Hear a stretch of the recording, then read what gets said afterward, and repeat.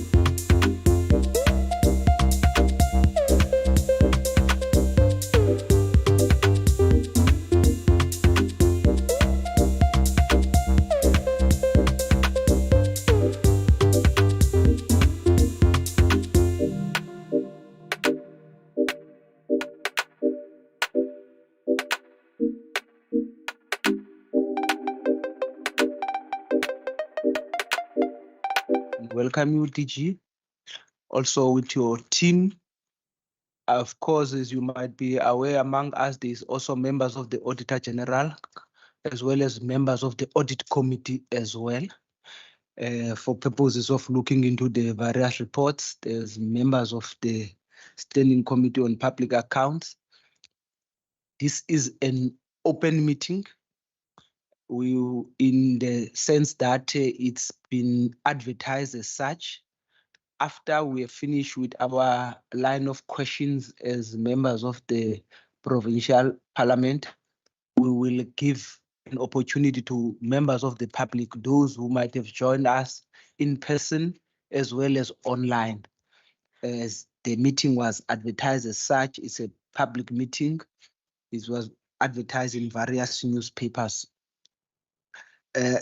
When we look at the report, we are going to look as usual. We've been doing this now for the past 5 years with these members. So we are looking at C as well as E, which is governance, as well as the financial section. I will allow Premier, if there are any opening remarks that you'd like to make, you can make them. And thereafter, if the DG would like to take us through certain issues or some remarks, we'll allow that. And thereafter, we'll allow members of the committee to ask questions without you having to go through the report, take the report as read, because it was made available quite timeously for them to go through. So they will indicate as and when they've got questions. Honorable Premier. Thank you very much, Chair, and good afternoon. Good afternoon to the members. Some of the members and this team have been busy since this morning at 8 o'clock, but to those new members specifically of SCOPA, good day to you and good to see you. Chair, I don't know if you want, if everyone's known, if you want to just quickly do introductions through the... Premier, is that for purposes of time, we won't do introduction. We're quite familiar with most of the faces, but as and when a person speaks, is allowed to speak, him or her will introduce themselves and their position that they are holding. That sounds perfect, Chair. So thank you very much. And thank you for the opportunity to present to you and be before the SCOPA committee. I've always said from the beginning that I think that we've got to move from good governance to service delivery. And good governance is a foundation of any government. If you don't have good governance in place, you can't get to do what you need to do. I've also always said that we need to make sure that good governance becomes a habit. It's just what you do so that you can spend your time focusing on what you need to do.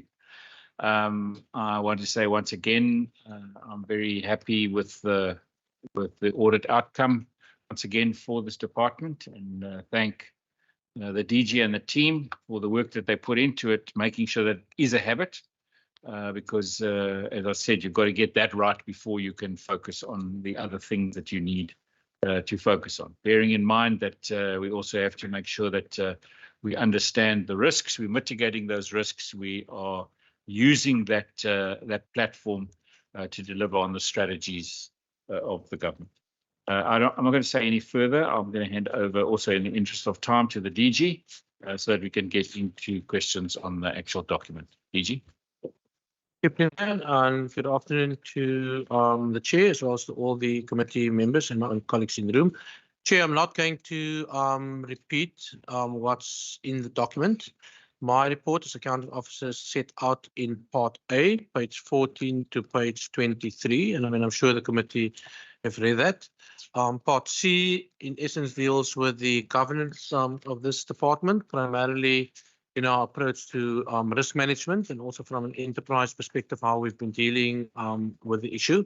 I think as accounting officer, I can indicate that I'm quite happy with the progress that we've made, particularly over the last year. I mean, as a department, we are committed to good governance, you know, in all respects. I think our audit outcome, our audit report, and obviously internally also the report that was provided to management is a clear indication of our take and our approach, particularly towards governance. I mean, I personally attend all, the audit committee members meetings. You can see even on page 101, the number of meetings that's been attended by all of us. I mean, we take the audit committee process serious. Also in relation to fraud and corruption, we deal with that appropriately. You can see more or less on page 105, what we're doing. Obviously, from a code of conduct perspective, from my own role as AO in relation to the matters that relates to code of conduct, particularly as it relates to financial matters, there's no issue. Then, Chair, our own departmental responses to findings of the standing committee, questions, comments, etc. for the period. You can see in our report that all the matters have been responded to, and in fact, all the matters have been raised. As a department, we've once again attained a clean audit report with no matters being raised, in the financials or otherwise. We've achieved 100% of our APP targets.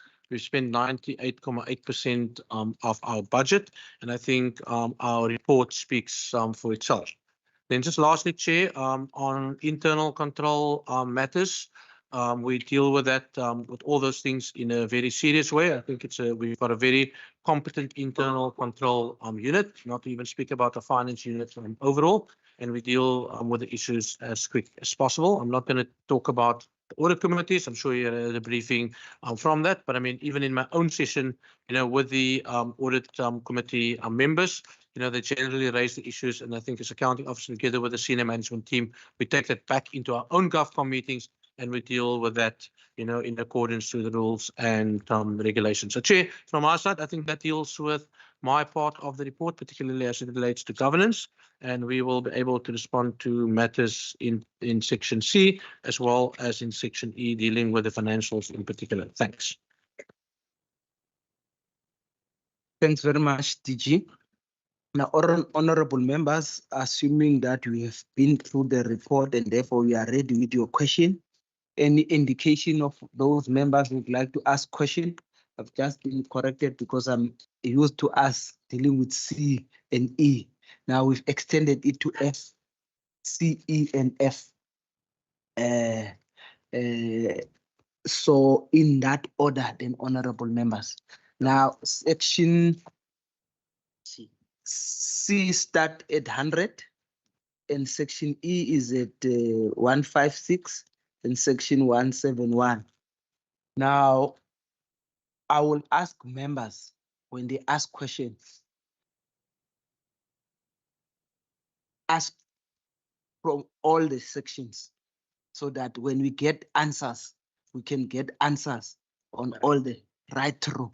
Because normally we can say we deal with C, then we spend the whole hour dealing with C, and then it will be 3 hours, 6 hours. So assuming that you've prepared yourself, so if any indication, Honorable Maseko, Mbangondlo, in that order, there's usual, the usual suspects.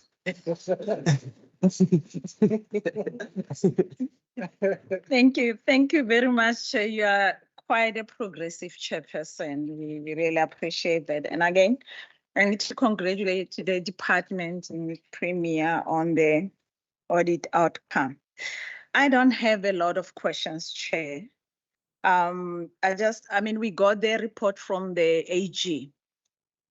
Just to go direct to what the department is saying and to just try to explain to us some of the issues that were raised to get a bigger picture about the audit outcome.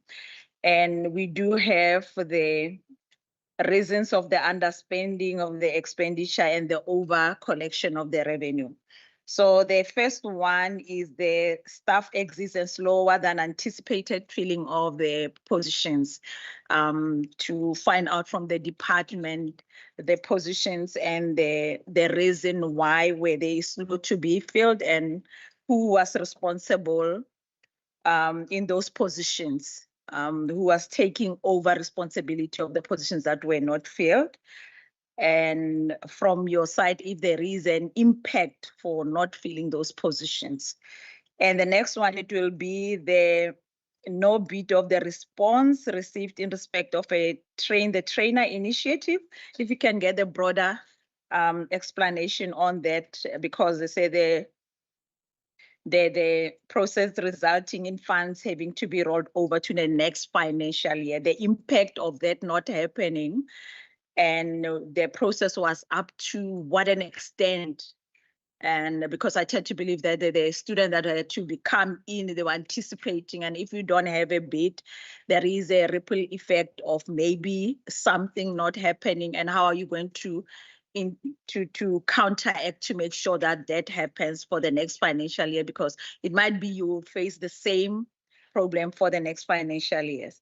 And for the delays in the rollout of the Wi-Fi services, if we can get also the explanation of what happened there. And the last one, the more explanation on the problems linked to the CETA's procurement, because it's timing again, it's the problem with the procurement. So we do understand that that is the case, and you don't have control to that. But one thing I know about the Western Cape is you are innovative. So for the next financial year, for us not to see that, what is it that that needs to happen? And being the Department of Premier, you have to champion the relationship with different spheres of government. So it has to be one of there must be a solution to that problem, because it's been year after year, the procurement in CETA is a problem. So if maybe we can hear if there's an innovative way for the next financial year that we don't see in the scope that, again, the procurement of CETA is not there. What is it that we can do from the department to deal with that is not, again, on the report from the AG. The last one, it will be the condonement of the issue that has been coming on the appointment of an official. The condonement, how far are you now? We don't want to see it in there. Again, it's one thing that has been coming on. If you can touch on that one, we'll appreciate it. I think that's all from me, Chair.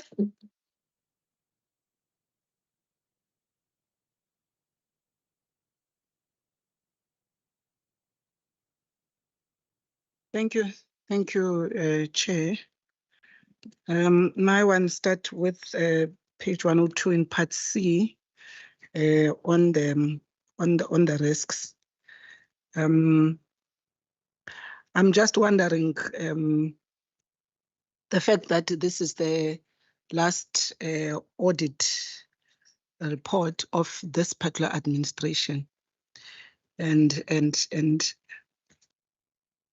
I'm not sure why the fact that the political environment which may bring changes to political leadership of this office is not viewed as a risk. And I'm raising this because this, I think South Africa is littered with examples right even here with municipalities around this. And I think it's something that I always watch in all of these reports. I'm not sure whether it's a matter that we try to tread carefully to raise upfront. And I'm raising it because there is a national election which is going to impact on whatever plans and beautiful decisions or strategies that would have been decided upon by this administration if things changes. If they remain the same, obviously it then becomes a good thing. But also because this department, I think you mentioned, and I think the Premier has been speaking about the citizen-centric sort of approach of the department. I just want to understand from a governance point of view, how is this citizen-centric how does it work with the department? Beyond, I've seen the Premier, I've seen you having, what do you call it, the Thursdays, first Thursdays. that's one aspect. I think perhaps it's one of those. But I think it's mentioned there. It seeks to relate directly to citizens. I'm just trying to understand in terms of what that is, and also its risks, given the volatility, I think, of service delivery issues around.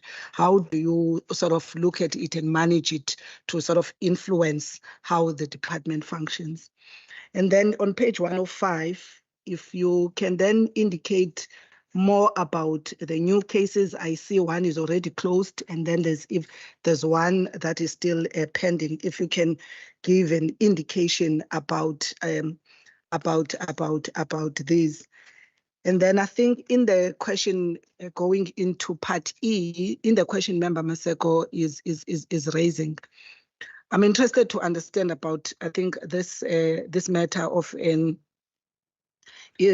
sort of an irregular appointment, because I think also the AG has mentioned to it. Is it a matter of controls? How did this happen? In terms of the assessment thus far, I think she has asked the other part about when is this going to be concluded. But I think for me, it's about how do such, because my understanding is that there are rules of public service, including if it's a political appointment, there is a handbook. So what could have been the reasons behind this in terms of the internal controls in the Premier's office? I think, as much as I think even in the AG's report, one of the things that's acknowledged is that the Premier's department has been trying to manage irregular expenditure, not to increase, which is something that we would commend. But obviously, I think these issues that are still hanging there would always be a concern in terms of how they could be avoided whilst you are actually dealing with them. I'm just interested just to understand, how you're closing on those matters and ensuring that they don't recur. I would stop there for now, Chair, and come back in another round. Thanks.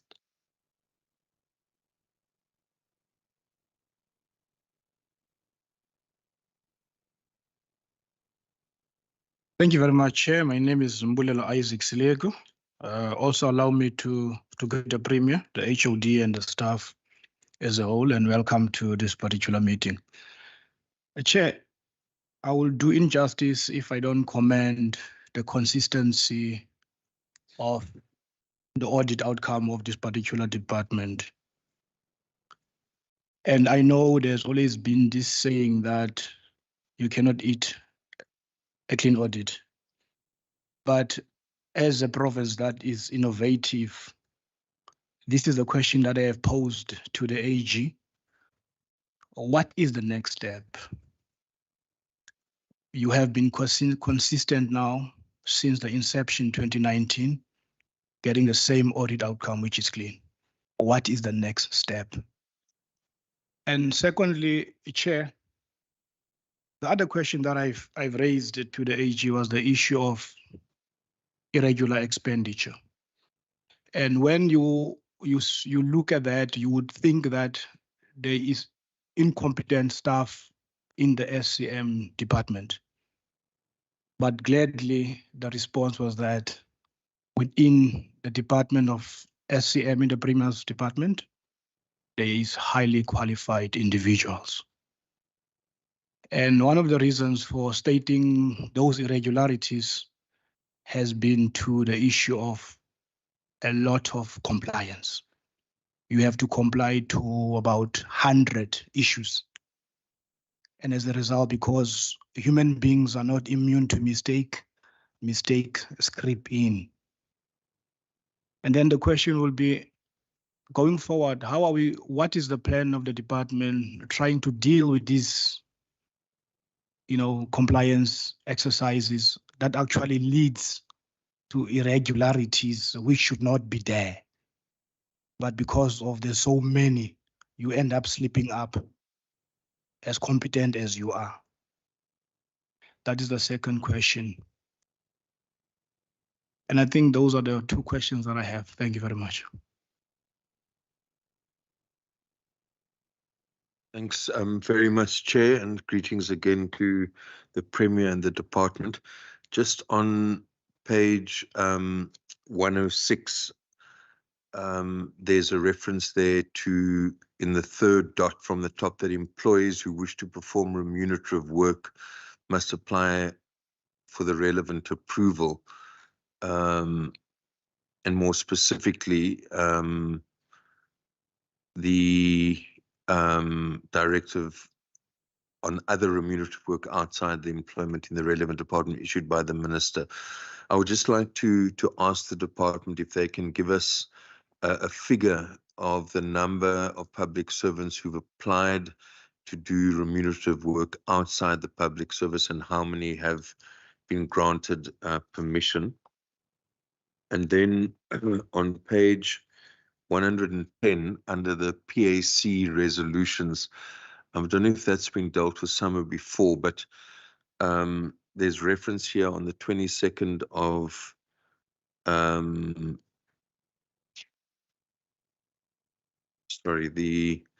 actually talking about your 8.4 on page 112. The resolutions there at table 841, resolving that the department develop and implement a mechanism to address the concern by the Auditor General, including measures to mitigate risk. And that was around the fact that there appeared to be an increase in the erroneous overpayments to employees in the Western Cape government. Now, Chairs, I understand that this isn't just the Department of Premier. There was that long outstanding issue, which I'm sure will be responded to, but then there was that resolution, and then there was an action taken on by a meeting held on the 22nd. So could we just hear both from the Department of Premier and the Auditor General what practical measures have been put in place around the overpayments over those 3 particular years, and what was the extent of these overpayments? Was it 10 officials, 50, 100? Maybe I've missed somewhere, but I would like in particular to know that after that meeting of the 22nd of February, what has happened since, and the extent of the problem, what mechanisms were put in place, and whether that practice has in any way stopped since these interventions. Thanks.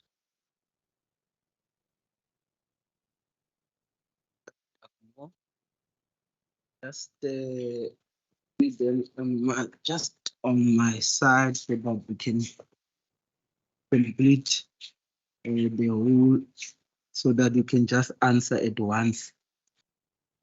I just want to, on the 100 and 101, I just want to check, DG, what is the difference between GovCom and EXCO? Oh, you can just, when I read, must I talk like I'm speaking in a rally?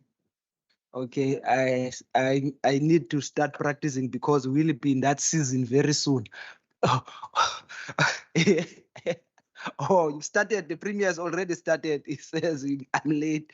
No, I just wanted to ask if can there be a difference, be explained distinction between the GovCom and EXCO, which is a governance committees that are actually in the Department of the Premier administratively. Then on page 105, are there on minimizing conflicts of interest? Are there any instances of conflict of interest that you have picked up on? If there is, how has the department dealt with those cases of conflict of interest? Then if we go to 166, which is part E, there's that long 3.2 there, it's contract variation and expansions. Am I correct in understanding this as deviation and extension of contract? is that the same thing? And then if it's so, what was the reasoning behind extending some of these contract? If and then also why were deviation, if they're deviation? I'm saying deviation because in local government they call them deviations, so is it the same thing? And then if it is deviation, why were the deviations? And then also, why was this contract extended? There is on 217, there is issue there that relates to the, was it the allocation of accommodation to these two members? Was it the government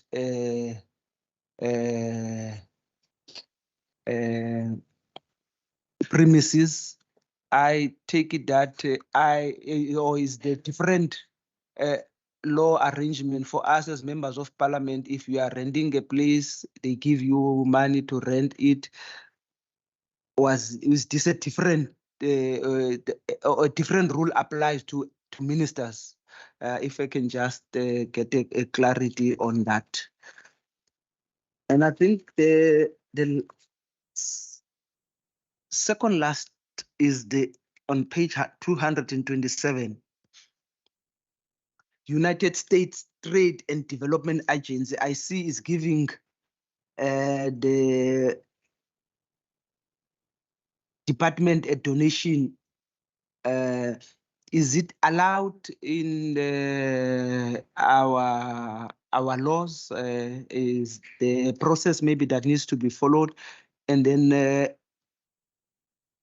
and if that donation, were local contractors used in the implementation of that work, because it says funding for the preparation of a feasibility study to assess the technical and commercial viability and recommend a model to deploy broadband infrastructure to expand network connectivity in the Western Cape. So was it the local or the same people that gave the funding? Did they also implement the project themselves, or did we get local contractors to actually do that? The last is really on 229. I'm glad that this seems to have been resolved. That is 229. I think that was the legal wrangle we had. It seems to have been resolved, which is very good, actually, if it's been resolved. Just to end on a positive note on that, and thank you for the resolution. Maybe just take us through how have you resolved that matter so that we can take it as lessons into the future. Thank you very much on my part.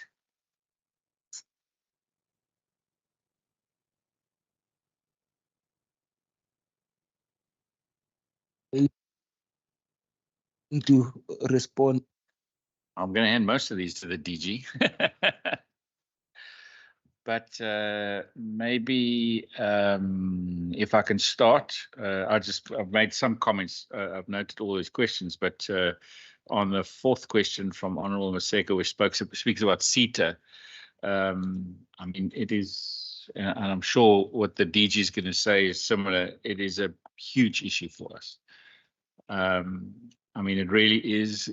It's in the way of much of what we need to get done and achieve.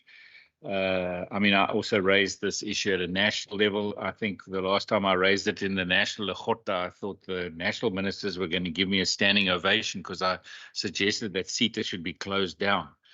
But it really is a big issue, and we need to find a resolution to it. But of course, we can't do that at a provincial level.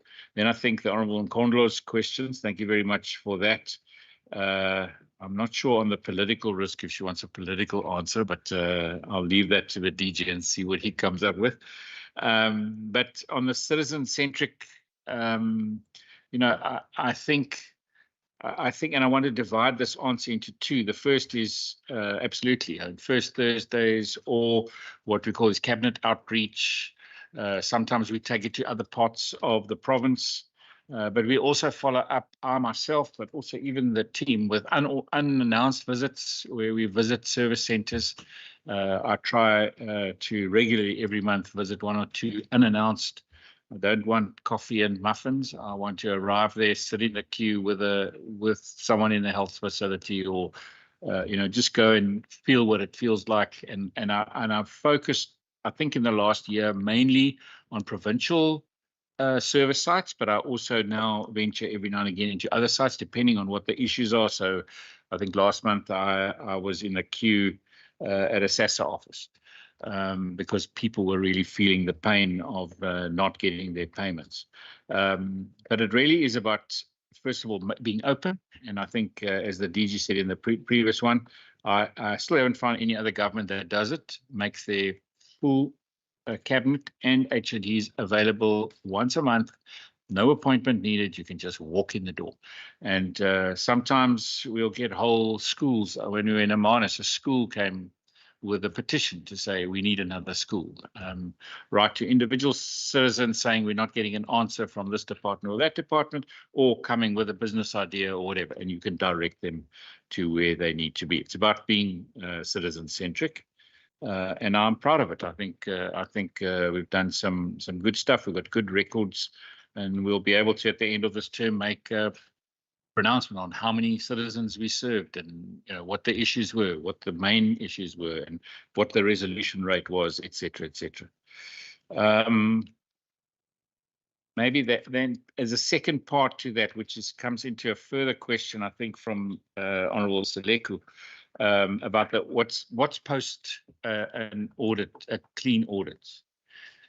And it is something. I mean, our government spends over 100 million rand with the Auditor General every year. And we have a big focus all year on making sure that we keep the good governance and the audit outcomes. But how do we get, once it becomes a good habit, you can't spend all that money focusing on the audit outcomes when you just walk out the door and there's serious issues that are faced by the citizens. So how do we change that focus? Now, I don't know what that exact result is going to be, but last year we had our first workshop. We had a full workshop with the Auditor General to say, let's, between government and the AG, what is it that we should be measuring differently? And the AG has already started applying their mind. We've got another workshop that's just been delivered. Tomorrow. Yeah, it would have been tomorrow. It would have been our second follow-up workshop. It's actually our third, in a way, workshop with the AG. Unfortunately, there's been a tragedy in the family, so of the AG. So we've pushed that out. I think I saw today, it's on the 12th of November, is our next workshop, where we go off-site and we sit there with the AG and ourselves and we discuss this, because you can't just do it every year and spend all this money, but you still feel the pain outside. We need to move the measurement system. And of course, this is risky because you're putting yourself into a new environment. But I think that's exactly what we've got to be doing. We've got to be finding that new way of measuring customer satisfaction versus, sitting inside the financial machinery of government saying, okay, well, that's fine, the money's spent correctly, but outside it's not felt. So I think that's evolution and innovation all coming together in one. Then, DG, I think I'm going to hand over to you. I'll come back if there's other things that I pick up. DG. Premier, thank you very much. I'm going to try and run through some of it and then also provide some responses, through the team. I just maybe want to touch on one or two things that the Premier's already touched on, just in relation to having a citizen-centric approach. I mean, Member Mkontlo can recall, I mean, if you look into the previous section of our annual report, you can see that our annual report actually touches on the way that we want to change our service approach to the citizen, and that the center of everything we do is towards citizens. So whether we provide governance sort of responses, or whether we provide, our supply chain management approaches, all of it is actually targeted towards the citizen. So in addition to what Premier said, if you think about the First Thursday stuff, In the department, you will also see that within each program, we've introduced something called field visits or visits to service centers. So what we do, each program, once a quarter goes out, but with the main aim to look at our different service points. And the idea is actually to say, how do we improve things at those different service points? What we've also done, in addition to that, particularly with regard to following a citizen-centric approach, you will see, particularly when it relates to some of the work that we are doing within the ICT environment, that we've really over the last year stepped up our game. So as an example, we believe that our 1,508 Wi-Fi hotspots provide a platform for providing citizens-centric services. We also believe that the fact that we've upgraded most of our network speeds to over 100 megabytes per second, that definitely do that. We have established 15 channels for citizen interaction. Our 0860142142 number, in Work Street is a typical example of responding to citizens and providing a citizen-centric approach. As an example, as soon as there's a disaster now with the recent floods, we can activate that center immediately, and the team step up, obviously together with the work that we're doing at the disaster center. We also believe, in addition to the work that we are doing within the health environment, and some of the members have actually visited some of these hospitals and institutions. In addition to that, we've also provided close to 1,300 schools, with local area network, and all of these initiatives. I can go on and on and on, speaks to our new approach with regards to following a citizen-centric approach. And then lastly, just in relation to what we're doing with some of our Cape Access centers, you will also see that these Cape Access centers together with the Wi-Fi hotspot areas are all over. It's covered all over in the province, and we're now also trying to pull in some other services within that. Let me then, Member Nkontolo, just respond to your question around why have we not raised the political environment, or let's call it the change or the political transition, as a risk to this government. I believe that as government or as the administration, we put in systems in place to actually make sure that government actually continues. So whether there will be new government, whether it will be a continuation of the current government, to us, we believe, because that's a firm government or governance approach, in making sure that the institution actually works. It doesn't actually matter who comes in, who takes over. We make sure that all our systems are in place, because we cannot design systems around particular political parties. We cannot design systems around particular people currently in the system, because life changes, life moves on. But at the end of the day, what must remain is that the system must remain intact. And when your governance systems remain intact, I believe it can actually survive any transition in any particular system. By saying that, I don't mean that it will not come with any challenges, because we can see it, what's happening within local government level. And there are many reasons why some of those things actually go wrong. But we believe, I think, in this government, in a strong institution. And if you look into the Western Cape Government Administration, you can see that it's a strong institution that's been built over years. I've been part of previous transitions in this particular government. And what stood the test of time and what held us all together was the fact that we had strong institutions and we had individuals in the system that could actually carry the system, because it is about doing the right thing, following the rule of law, and making sure that your governance systems that you put in place actually work. Maybe the last point linked to that, if we believe, particularly when we get to maybe around February or so, that the change or the transition or the fact that we're going to have elections next year may have an impact on the system, we will pull that into our next year's APP, because the elections will be around May, so it will definitely filter into the APP system. What we've also done, Member Nkontolo, is that in everything we do, we look at it through a risk lens. So when we approach our budgets, when we look at what it is that we need to do, in the transversal risk committee, together obviously with the work that's been done within some of the other departments, we look at the entire system and then chooses to say, okay, which risk can we manage, which risk, where are we going to put in systems and processes in place, and how do we manage particularly the issues that may come across our table. On the question on page 105 in relation to the new case at forensics, I mean, when I'm done, I'm going to ask Rutfin just to deal with that, and I'll come back right at the end just to talk about the issue around part E that's been raised.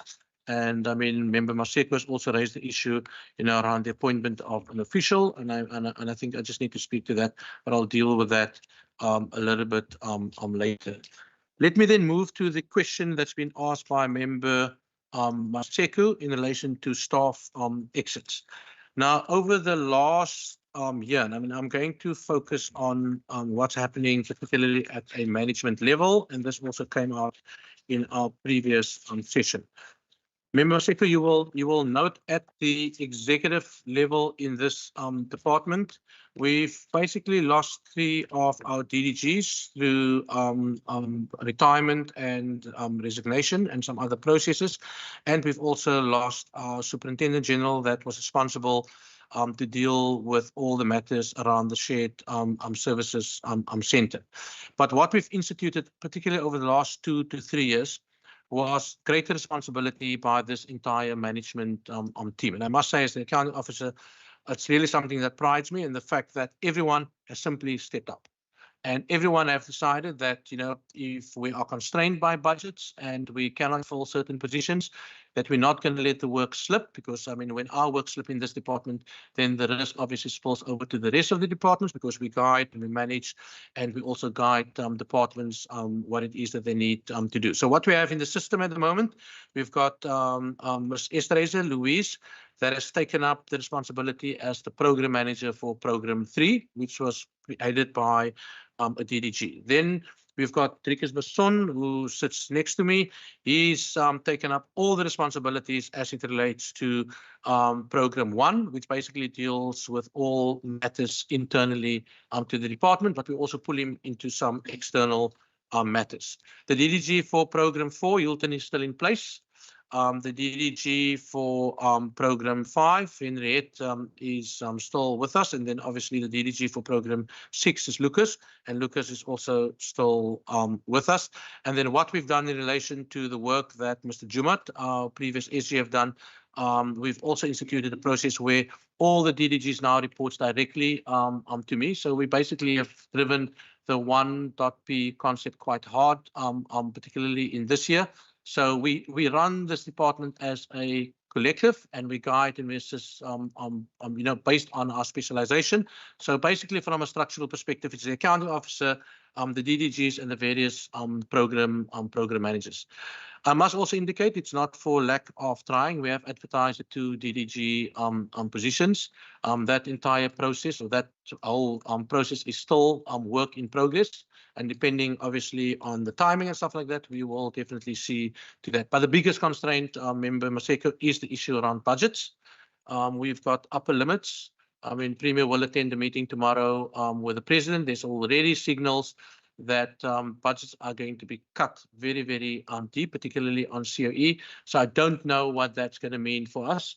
Early indications already from the Treasury is that we have to cut our budget by something like 160 million per year. And the fact that we appoint or employ 35% of our total budgets is COE, you can really think what that's going to mean, you know, to us. So what we've done is we've instituted management arrangements to make sure that the department functions optimally, and that we can do what we need to do. And with that in mind, I must say, you know, notwithstanding the gaps, I mean, I think as a management team, we have really stepped up to do what we need to do. I think Premier has responded to the issue around CETA. To be truthful, I think it's a very problematic environment. In fact, if you think about some of the issues within the land contract, resurfacing, we have a major contract going out next year around broadband 2.0, and just some of our other contracts that's been run through CETA. It is really painful as a department to go through all the different processes. And I know at national, even at FOSAT level, there are discussions already afoot to say, where are we going with CETA? What is it that we need to do? Not even to talk about some of the inefficiencies in the system. In fact, our team have done an analysis around what does it cost to procure via CETA vis-a-vis what would it cost to do our own procurement. And I have provided that report to the CETA management team. They also have internal challenges with the new CETA board, a new CEO, so they need to try and I think first sort out some of their governance issues. But I would just like to highlight it to this committee that it is a matter. The third question, Member Maseko, in relation to obviously the relationships with other spheres of government. I mean, I must indicate that I think Premier plays a major role in that. His engagement at the Presidential Coordinating Council, particularly also the engagement with other premiers in this country.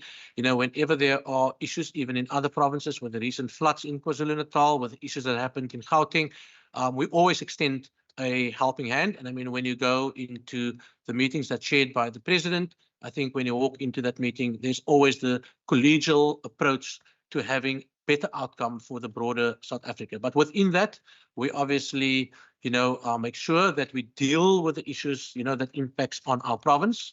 Now, particularly the issue around budgets, that we make everyone aware of that, and we make sure that, you know, that we put up a fight for the people of this province. But in working on the relationship, particularly from an IGR perspective, I really think Premier sets a good example in that space.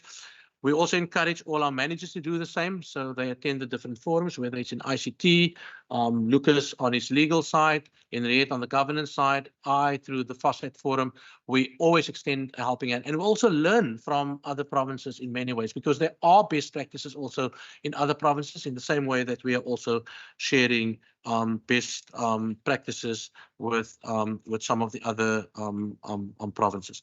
I think that deals with the questions, except obviously the one on the appointment of the official, and I will come back to that at the end. I've dealt with all the questions, except obviously the one in relation to the irregular expenditure and controls of Member Nkondlo. Then Member Seleko, on the issue of, you know, 1 year's this thing about you can't eat a clean audit, but I also firmly believe that having a clean audit, as the Premier said, lays the basis for everything else.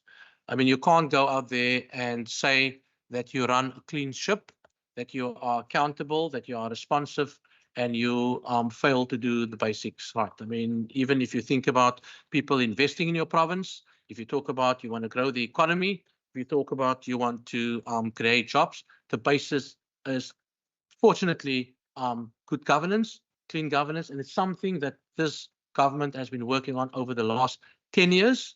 And that is why we're getting to the point, you know, where I think we can say that, I don't want to say that we've mastered the art around it, but we've put the basics in place because we believe it's the bedrock of everything that we do. The next phase, I firmly believe, is the issue around value for money. And I mean, coming back to your issue around not eating a clean audit, when you exit Wales Street, when you go into NFI areas, how does it look like? Can you see the difference because you've got a clean audit? And that's the kind of questions, as Premier said, that we're starting to ask ourselves. And then as the coordinating departments, how do we actually take it to the next level in our engagements with access? So it's way beyond moving, just complying to the norms and the standards, but it's more about, you know, taking a next level to conformance, which is smart compliance, but really thinking about the citizen, thinking about the difference that we're making out there, and whether we really provide money value for money. So I hope that that takes care of the questions. Then also, just lastly, Member Seleko, I think it would be unfair on the government system if you run a 2 billion rand show, if you run an 80 billion rand government, that things will not go wrong. And I think what we need to do, and we're trying to do this in our department, is that we acknowledge that in running a 2 billion rand budget, now and then something will go wrong. But when something goes wrong, how do we learn from it? How do we correct it? How do we make sure that government or the citizen or the taxpayer out there don't lose any money? So when somebody says, Chair, there's an irregular expenditure, it doesn't mean that somebody has stolen money.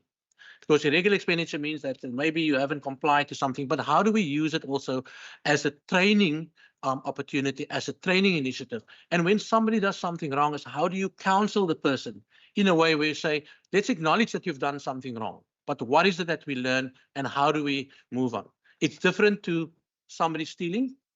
somebody committing fraud, that's totally different. When those things happen, we deal with those things decisively. But where genuine, honest mistakes happen, we deal with it in the system. And I mean, I will talk a little bit more about that when we get to obviously what has gone wrong with regards to the appointment of one of our staff members.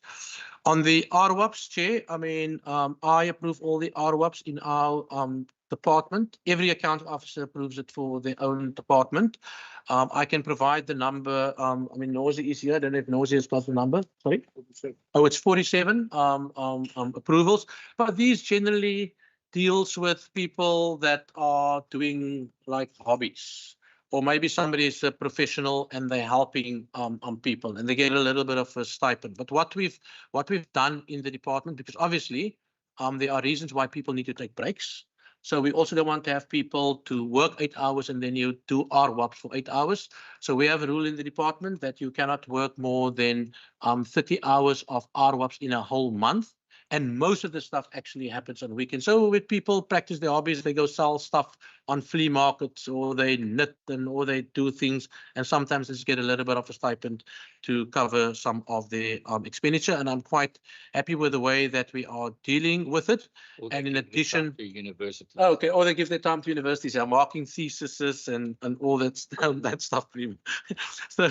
So what we've also done, Chair, with relation to RWAPs is people must also disclose the next year when they apply that they've actually stuck to all the requirements, and I think that is a good governance thing to deal with.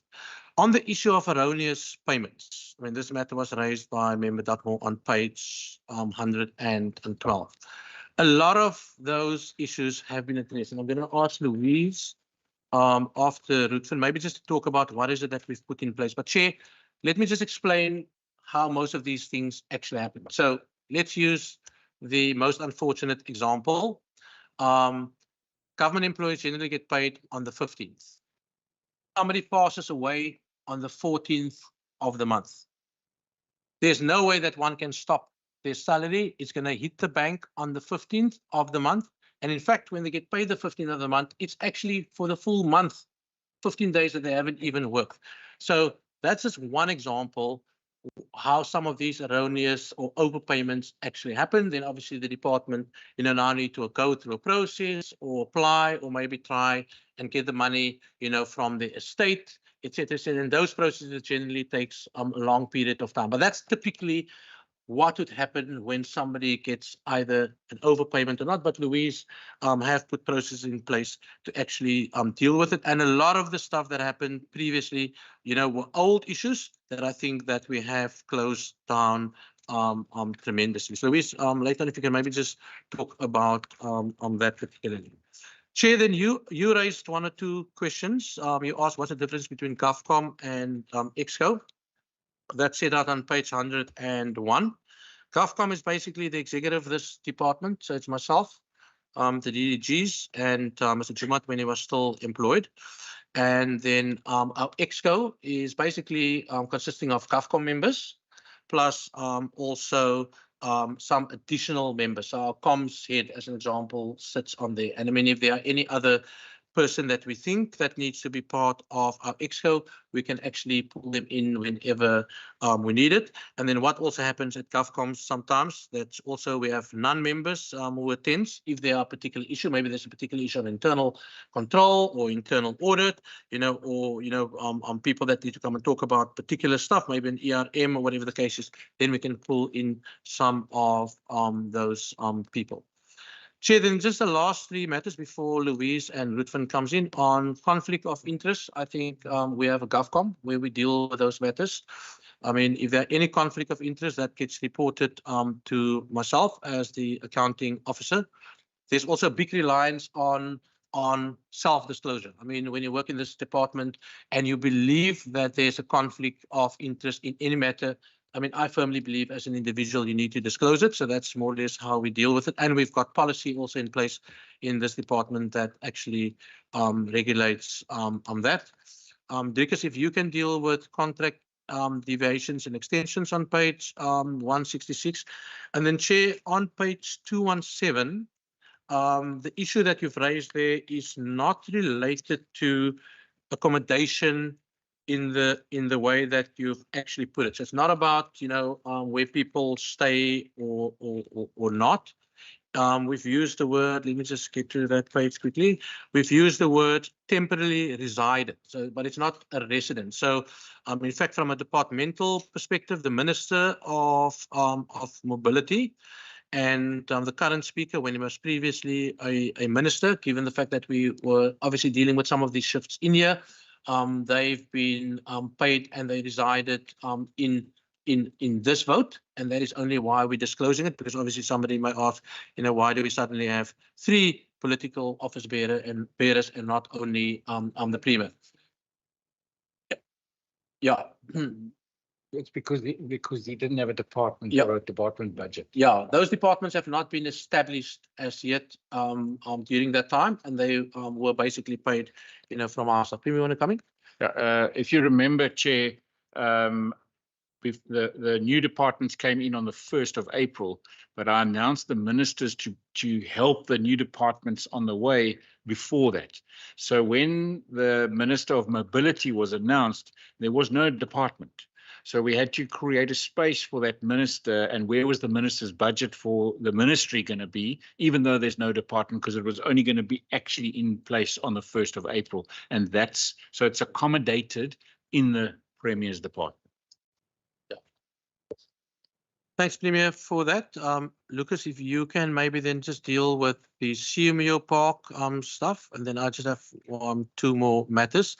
Chair, the donation from USAID is a donation in kind. It is allowed. That is why we have disclosed it. Obviously, the USDI. You're talking about one on broadband.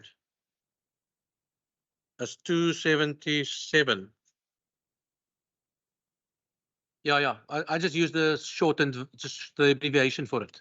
Yeah, usually it's USDA. Yeah. That's USDA. Okay, that's a donation in kind, and we have disclosed it. Obviously, they appoint their own service providers, and it's to do with a broadband contract, and it's also been disclosed in my report in front of the document. Chair, then let me deal with the last matter, and that's the issue around the appointment of the staff member. And we have highlighted the issue on page 217, and I gave exactly the same response during the open session during the standing committee.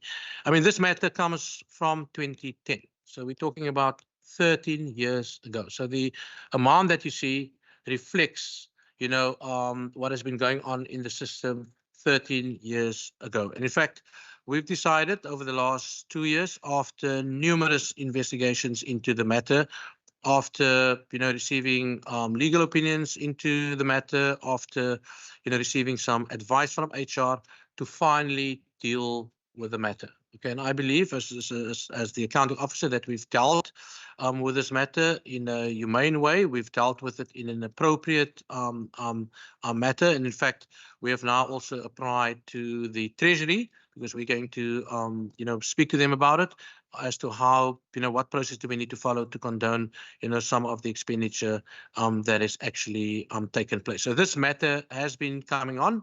It really relates to the appointment of a salary level 8 official in a salary level 11 post 2010, and subsequent increases to salary level 12 during 2013. And some of these things did not comply to the legislative framework. What's important, Chair, is what are the controls that we're putting in place now? And maybe before I go there is also to indicate that none of the officials that's been involved in that entire process is currently employed by this government. So we've gone through an entire process. But for me, it's important, what do we put in place? So, through Louise's system, and obviously we're working together also with legal services on this. We've upped our internal controls, in relation to this, making sure that obviously all appointments that we make, is or complies with the necessary legislative framework. And this is something, Chair, this particular matter that we really want to put to bed, because there is also a portion, that the official is repaying. Okay, I mean, after obviously going through a process of assessing hardship, and it is not an easy process to deal with because it's been coming on for 13 years. And I also said to the previous committee, if there's any more information that they require, I will gladly supply that in writing. But as I said, I think as an accounting officer, we've done, I've done what I had to do. We ventilated the matter quite extensively, and I would really just like to, put it to bed. We've been very open with AXA on it. In fact, we've disclosed it as irregular.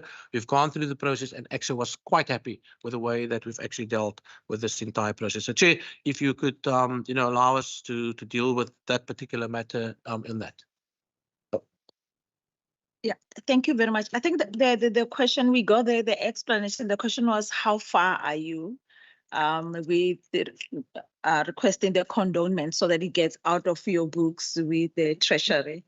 So are we going to see it in the next financial year of the 2023, or you will be done with it by then, so that we get anticipation, you summary answer now for 2023, that we don't come back again to respond to that? Thank you, Chair. So in fact, we've submitted all the documents to the Treasury for condonement. I think I'm meeting them tomorrow, to talk about the matter. And then obviously they will take it through their processes. They've got a condonement committee that they've put together, obviously dealing with all condonations in the province. So they need to get some more information on us. So hopefully, if it goes through all the processes, we may not see this next year. But again, this is also one of those irregulars that runs into perpetuity, because obviously every year that goes by, there is a component that will be reflected, but we will deal with it. But we will also take advice from PT, because otherwise this matter is going to come up every year. But at least the big amounts, we're going to deal with that definitely during this year. But I believe we can deal with it in that way. So, Chair, can I just ask the three colleagues, Ruthven, if you can just talk about the one matter in, what do you call it, in your space, and then Lucas, if you can maybe just touch on some of the issues around CMO Park that's now being resolved and some of the lessons learned, and then maybe Louise, if you can just touch about the controls that we've put in place with regards to appointments. Okay. Ruthven? Thank you, Chairperson. Honourable Nkondlo asked, referred to the two cases received this financial year and requested further information. The first case was received a suspicion of theft was received by the DG. He referred it to the Provincial Forensic Services. We completed a full investigation and it was unsubstantiated. We did make a recommendation to improve controls though, and that recommendation was implemented. The second case was still ongoing at the end of the financial year, but I can confirm that it has since been finalized, and that was in June of this year, and the recommendation was made, and shortly thereafter, I think 3 days thereafter, it was implemented by the department. Thank you.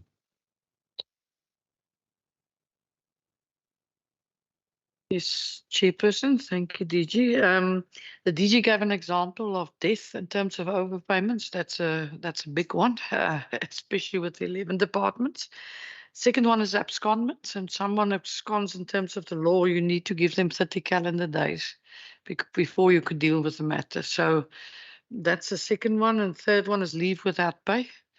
So that's where they don't have approval for leave and they go on leave, and then there's a process that needs to be followed before we can obtain the money back from the employees. So that's some of the more regular cases that we have in terms of overpayment. Abscond, you must give them 30 days before you can charge them for absconding. 30 days after abscondment, they are deemed dismissed. So they've dismissed themselves. Automatically. Yeah, but there was a salary payment in that month, and then we need to deal with it. Yeah. Thank you, Chairperson, for that question on CMU Park. You will recall from our previous verbal reports on this matter that we always maintained that there was no cause of action against the Premier. And as you will recall, we filed one exception after the other. And as we were pursuing a hearing date for our most recent and it turns out last exception, the plaintiff suddenly withdrew the matter against the Premier. So sadly, Chairperson, there's not really any lesson to be learned from this. It's simply a case of the plaintiffs having gone after the wrong party, and that's the Premier nogal. We obviously objected without any hesitation and accepted, and eventually the claim was withdrawn. I think it's also, much to our relief, because this department is really not known for a heavy list of contingent liabilities. And it's good to know that we can actually now remove that massive 184 million going forward. Thank you, Chair. Taking chances, they were thinking that the Premier's got deep pockets, so maybe they can get something out of the Premier. There was just one issue, Trikus, if you can just deal with page 166, then I think it deals with all the issues on contract deviations and extensions.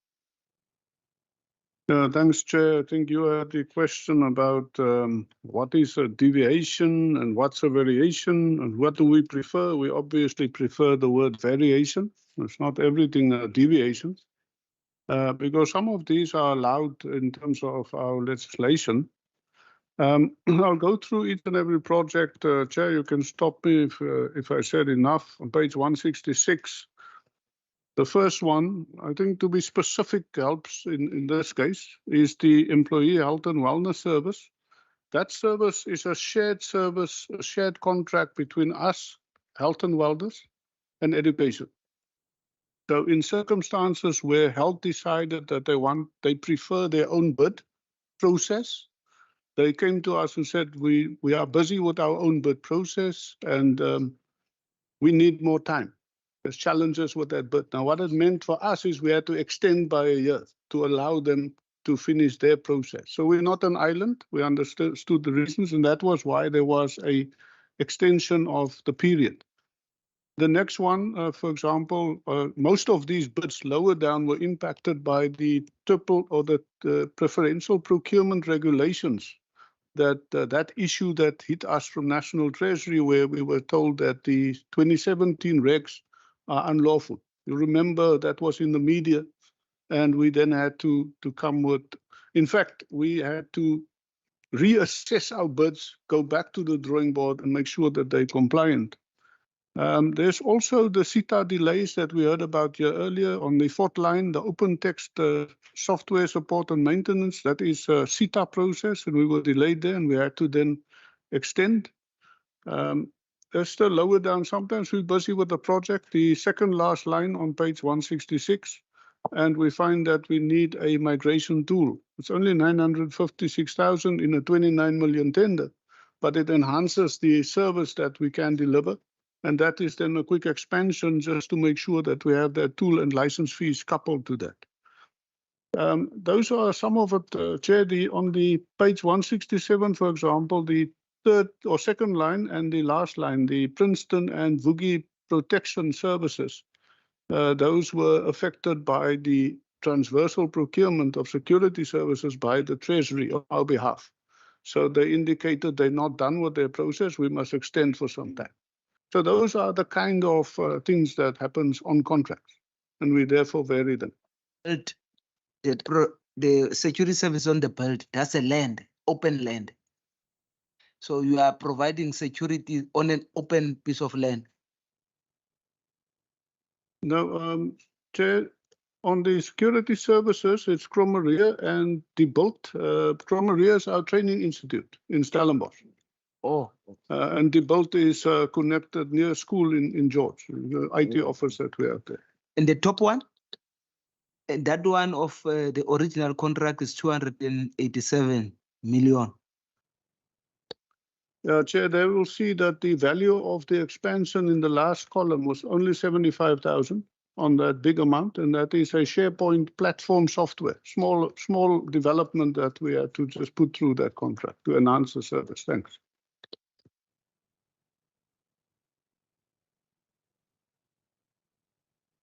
All the questions, thanks.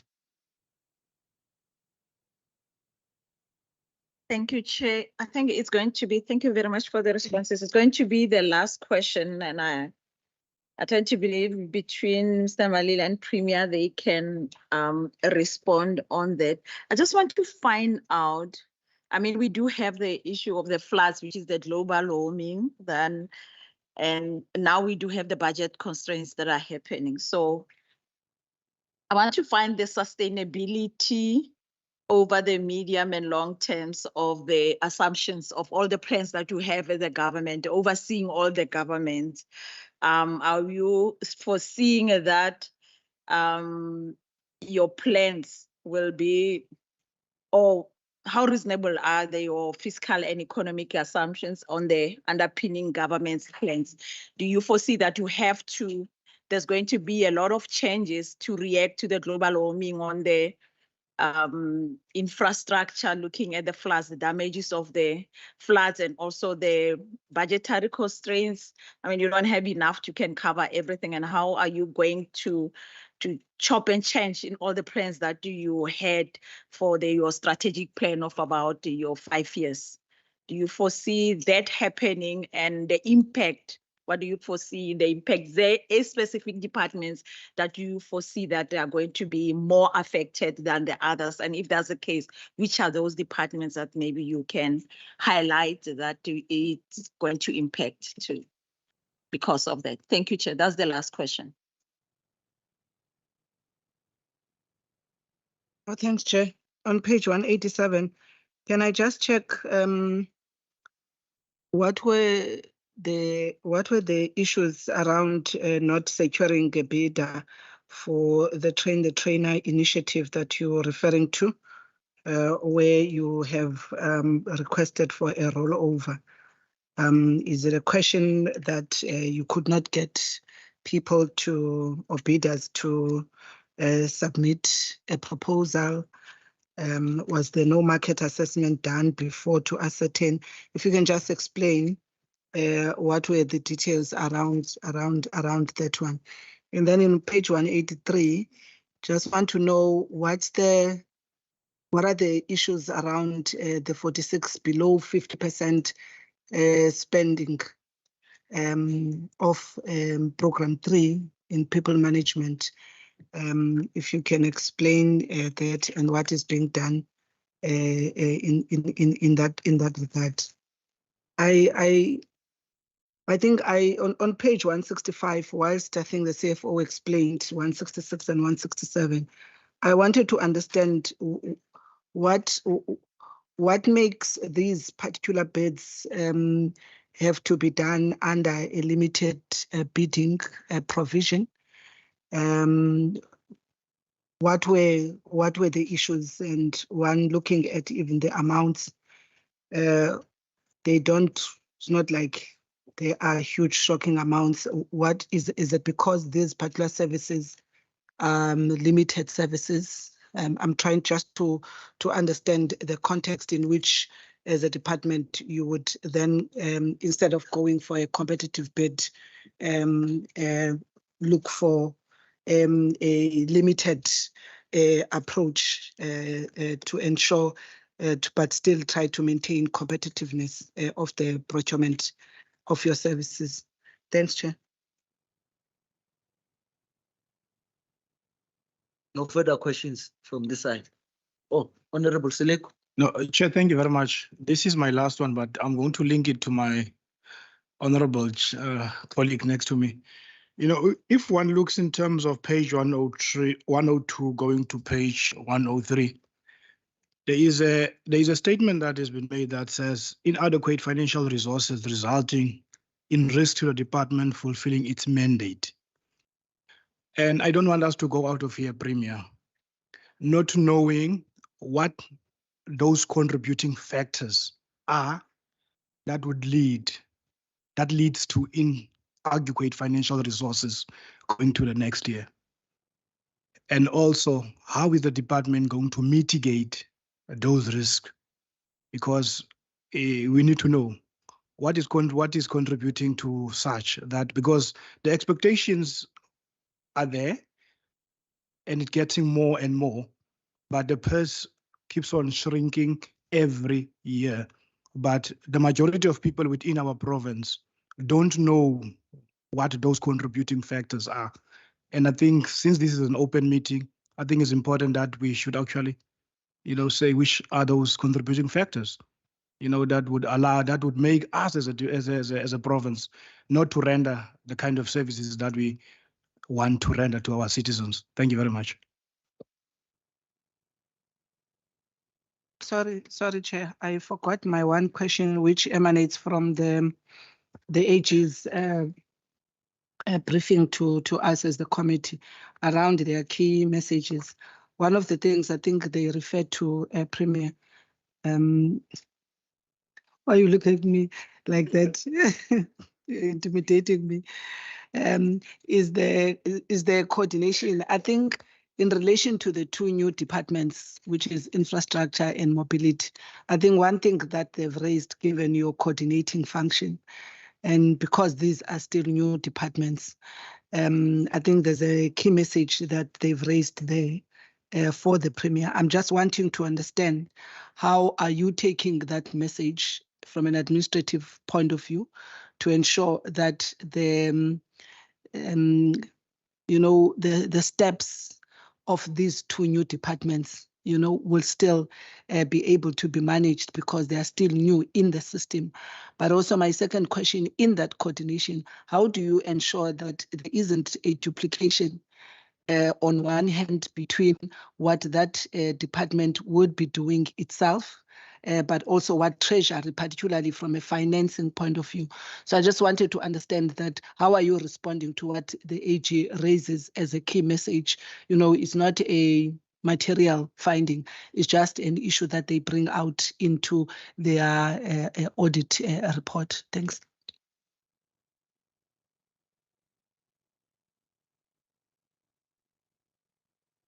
Chair, I think let me start with the last question. I mean, we had long discussions with the AG, and Premier referred to it, around the role of this thing that they call the coordinating departments. So the coordinating departments is ourselves, under the guidance of the Premier, the Treasury and the guidance of Minister Wenger, as well as the Department of Local Government as it relates to municipalities under Minister Bradell. And I mean, there are many best practices that they are now using, particularly also in other provinces, on where we really have been able to take the governance maturity to a next level. I mean, if you just think about the recent audit outcomes that Premier and Minister Wenger announced last week, I mean, it's the best audit outcomes, at least over the last 5 years, where in fact all our departments and entities received unqualified reports. So then somebody asked, so what is it that you're doing to get that right? What is the basis that you putting down? And this is the discussion that Premier referred to, that we're engaging with the AG on, to say, so what is next now that we've actually almost perfected the basics? But behind that, Member Nkondlo, lies a lot of hard work. I mean, one should never underestimate the work that the CFOs are doing, the other accounting officers are doing in this department, particularly the work that's been done by some of our key components, key programs, the work that the Treasury is doing, and the work that local government is doing. Without that, we would not be able to achieve these kind of audit outcomes. So if you, and I mean, a lot of the stuff is currently written, obviously, in our management report, but it's also something that's been co-created between ourselves and AG, because we also wanted to be a learning lesson. And in fact, the last meeting that Premier attended was with the national AG, where she raised the same kind of question. So Premier meets with her quite regularly, normally before the audit outcomes from municipalities and departments, and that's where we actually talk about the stuff. In relation to the support for these two new departments, that's exactly what we're doing. In fact, we've got an HOD committee that nowadays meets once a month, where we discuss some of the issues. There are particular teams working with these two new departments in the HR space, in the legal space, in the governance space, and then just the general support that we are providing, to these two departments. The one department also has got a new HOD, and there are regular interventions and support initiatives that we've actually got in place. We are very mindful that there are no duplication. So as an example, what we've instituted over the last 6 months was to have a management arrangement in place where all the line function stuff went to the different departments or to the respective 2 departments, but we retained the whole issue around the program 1 responsibility. And now that that's all been sorted, most of the staff, in fact, almost all of them have now been shifted, to the different 2 different departments. So that's all the mechanisms that we've put in place. And obviously, if anything comes up, we can then deal with it in an appropriate manner, because the last thing we want is for these 2 departments to fail. And in fact, there's been active support during the last audit process, particularly from Louise's team, in relation to closing down the 2 old departments, but also to establish the 2 new departments. As I've said, also from Lucas, from Hilton, as well as through Henriette's component. Then also the issue around non-securing of the vendor. Now, this is something that happens quite often within the supply chain environment. You put out a bid. In fact, I have the experience now myself putting out a bid, and you just hope the 3rd time that you put it out that you are lucky. And this is exactly what happened with the trainer initiatives for the behavioral insight. The work started in Q4. We thought that we're going to get a successful bidder. You put the tender out and then you don't get any responsive bids. And obviously, given the fact that we normally advertise a bid for a minimum period, you simply run out of time. And that is why we've asked for the money to be rolled over. So it's not for a lack of trying. It is just really that we didn't secure any bidders, for that particular process. Then Driekus will talk on the limited bidding, but maybe I should just make a comment on it. I mean, limited bidding is a form of, procurement, but I also need to indicate that in this department, we don't just go for limited bidding immediately, unless obviously there are sole supplies, like in the case of legal services with LexisNexis and all these things, which supplies you with all the legislative issues. But we go through a proper process before, we go the route of limited bidding. I think we have provided all the details on page 165 in terms of, the supply chain management process that we followed, to procure these bidders through a limited bidding process. Then, Driekus, if you can maybe just touch on program 3, the 50%. I mean, that's really just in the admin support, and that's really a small amount. I think it's 1.5 million or something in relation to the total program expenditure. But if you can maybe just touch on that. And then, Member Seleko, just on your issue. I mean, if you must ask me now, what is the biggest risk that's faced by this government? Not just by this department, by this government, then I will tell you unequivocally is the issue around financial resources. I mean, currently where we find ourselves as a country in terms of revenue shortfalls, simply what's happening within the load shedding environment, what's happening in the port environment, our economy not growing, tax revenue numbers way down, all of that impacts on government service delivery. So for this government, the looming budget cuts that's been announced by the National Minister of Finance, that's all over in the papers, that is by far the biggest risk to this government, and I think to any government in this country, even to the national departments. I mean, if these cuts are going to follow through, we're going to see serious implications for service delivery. So the point that we've made, I mean, on page 103, the inadequate financial resources is the biggest risk for this department, because obviously if we do not have the resources, if we need to cut 8% of our budget and 35% of our budget is salaries, it basically effectively means that most of those cuts, amounting to about 170 million rand or so, we will have to find it in other areas other than salaries. And most of our stuff that we do in this department is contractually bound. We have major contracts. You can see it in our annual report. It just means that it's going to be very difficult for this department to actually fulfill its core mandate. And then we need to start to think, what's going to fall off? What's not going to fall off?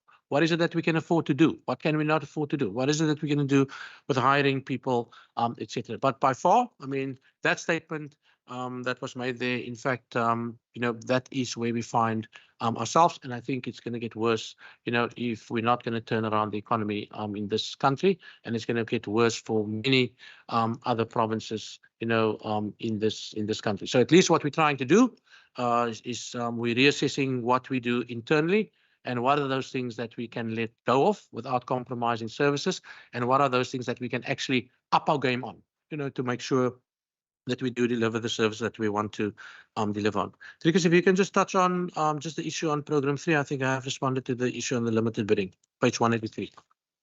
Thank you, Chair. The low expenditure on program support, DG explained earlier that we have management arrangements. So the DDG or the branch head that is normally remunerated against that sub-program, that expense is no longer there. The budget has remained, therefore that looks like underspending, but it's not a problem. Thank you. Premier will maybe just respond to the whole issue around the floods and stuff like that, because he's been instrumental in managing that. All right, thank you very much, Chair, and thanks to everyone for those answers. I'll just follow on also maybe a little bit from Honourable Seleko's question around the financial risk, which DG has just answered, and maybe link that to the point that's made by Honourable Maseko.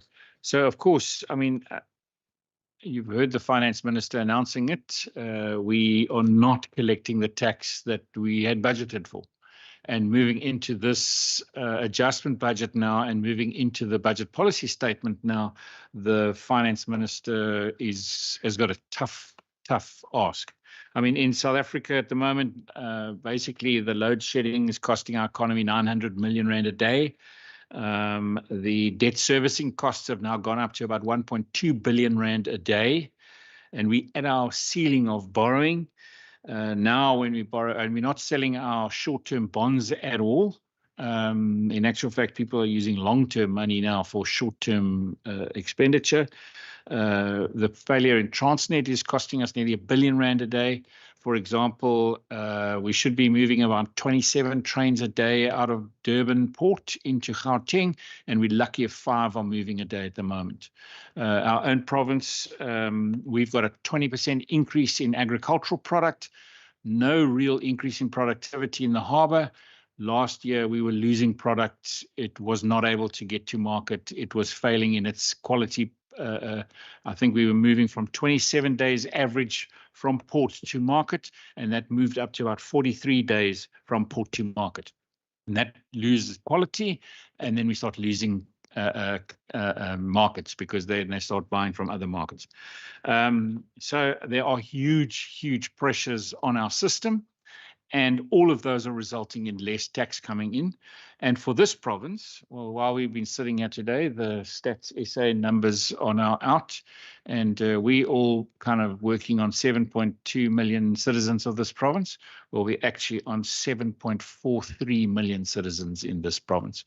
We've gone in the last years from the 5th most populous province to the 3rd most populous province. And all of those citizens need services. So we've got a reduction in income, and we've got a massive increase. We're the fastest growing province now. I can't remember, Gauteng and Mpumalanga and the Western Cape are both growing at about 27%. Gauteng's growth has now slowed. And so that is putting huge pressure on our local authorities as well as our provincial main services like health, education and social development. And then, of course, you link that to climate change. And climate change has got another layer of impacts. So we've had 2 major floods just this year. And I don't know what the costs are. We've got an initial indicative costs of over 500 million just for the provincial roads component. National roads component within that must be probably close to another 500 million. I think the N2's blockage is so major that it's really going to cost us a lot of money to get that road fixed. We're looking at some of the major breakages are going to be out of action for a year. That's the early prediction of Clarence Drive, a year. Imagine what that does to the tourism economy of some of those small towns. The N2 will get a bypass, but these are all implications for the economy, and let alone whatever the citizen cost. citizens who've been flooded out. I mean, they themselves lost everything, just their own cost, and then, of course, the economic cost. So, yeah, I mean, the budget pressures, climate change pressures, and disaster pressures are massive. So we've got a lot of work to do. Tomorrow is that meeting with the national government on this. And I presume that these numbers coming out today are going to be used by the provinces that are under pressure. But of course, every province is going to be under pressure now with the tax income, and especially those provinces where they've already got high percentage salary to overall budgets. Some of those provinces are very high, and you can just imagine then every time you've got a cut, what gets cut? Services. And when services get cut, especially in a growing province like this, it becomes hugely problematic. So we've got a big balancing act, I think, over the next few weeks going into our own medium-term budget policy statement. And what are we going to do about this looking forward over the next 3 years? It is going to be putting a lot of pressure on us. Thank you, Chair.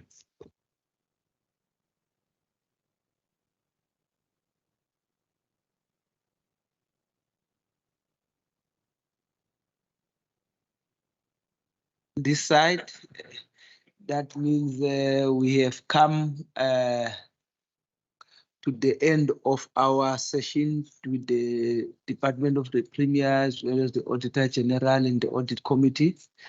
I may just use this opportunity, if Premier, is there any closing remarks you'd like to make? Thank you very much, Chair. I do want to say to this team, thank you very much. And obviously this team plays two roles. One is obviously the department themselves, but they also play a role across the whole of government. And as the DG said, 100% unqualified, both in entities and departments. I'm super proud of the achievements, and they don't just happen. It's hard work over many, many years. And of course, hard work over many years with depleted manpower. So at the same time, we're not filling posts as quickly as perhaps we should have. And a lot of people are taking on other responsibilities. So I want to just say thank you very much to every single official that really goes above and beyond. We really appreciate it. Thank you. And thank you, Chair. Thank you for the session today. Thank you very much from my side, Premier, on behalf of the committee for your attendance. And as you might know, that we've been doing this for the past 5 years now. And then this will most probably be the last we might be seeing you in terms of the annual report. And obviously sometime next year,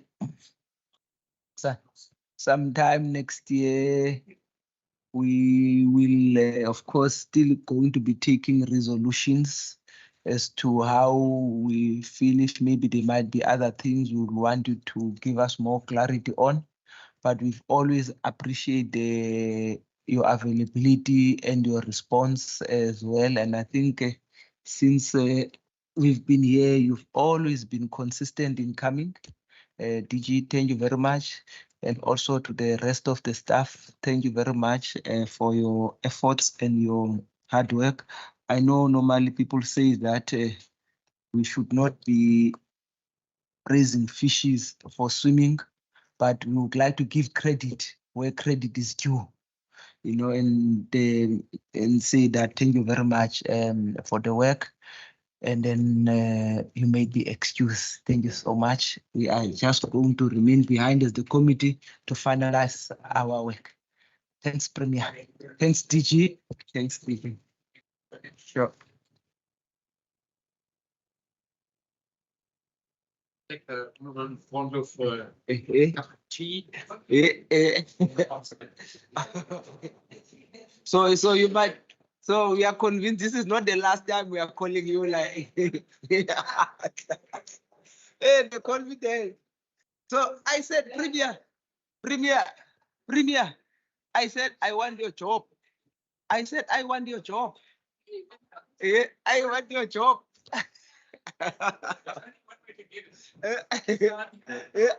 Membership.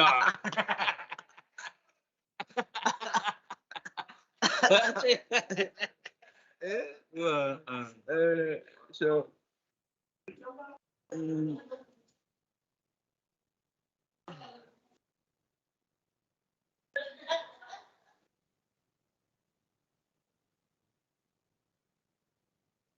So these guys are hanging around. We want to continue. They are hanging around. We want to continue with our meeting. CFO. So that's all of them, né? Yeah. So we want they're sticking around, or maybe they think we haven't asked. So we haven't asked too much questions. Yes, Papa.